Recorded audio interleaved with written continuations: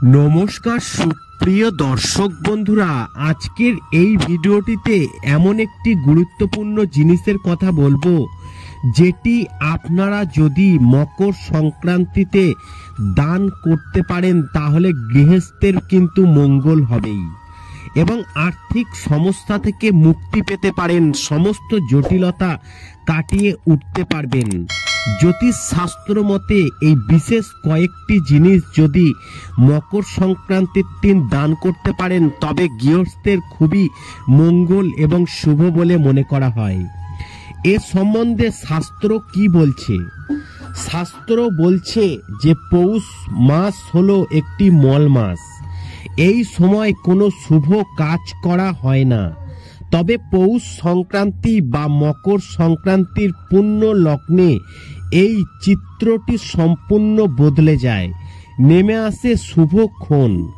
তবে উত্তর ভারত থেকে দক্ষিণ ভারত মকর সংক্রান্তি উপলক্ষে একাধিক অনুষ্ঠানের কিন্তু আয়োজনে মেতে ওঠে গোটা দেশ এবং প্রতিটি গ্রামে এবং প্রতিটি বাড়িতে মেতে ওঠে পিঠে পার্বণের একটি ছোট্ট নিয়ম রীতি। তবে দক্ষিণ ভারতে এই সময় পোঙ্গল বা উত্তর ভারতে এই দিনটিকে একাধিক পরম্পরার মধ্য দিয়ে পালন করা হয়। বাংলাতেও চলে পৌষ পার্বণ ধুমধাম করে এর উৎসব।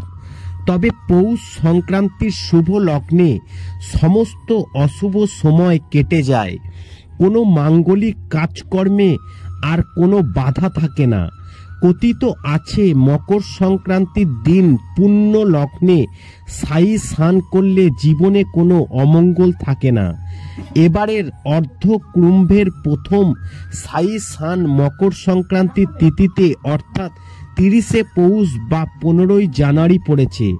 শুধুমাত্র স্নান নয়, মনে করা হয় যে এই সংক্রান্তি উপলক্ষে কয়েকটি জিনিস যদি আপনারা দান করতে পারেন তাহলে কিন্তু মিলবে আপনাদের পূর্ণ লাভ।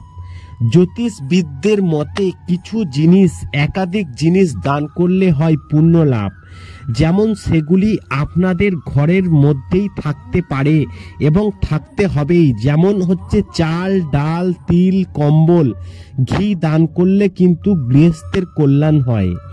এই অল্প সময়ের মধ্যে দিয়ে ভিডিওটির মাধ্যমে আপনাদেরকে জানাতে পেরেছি যে এই পৌষ পার্বণ বা মকর সংক্রান্তির দিন কোন জিনিসগুলি দান করলে গৃহস্থের মঙ্গল হবে, কেটে যাবে সমস্ত সমস্যা।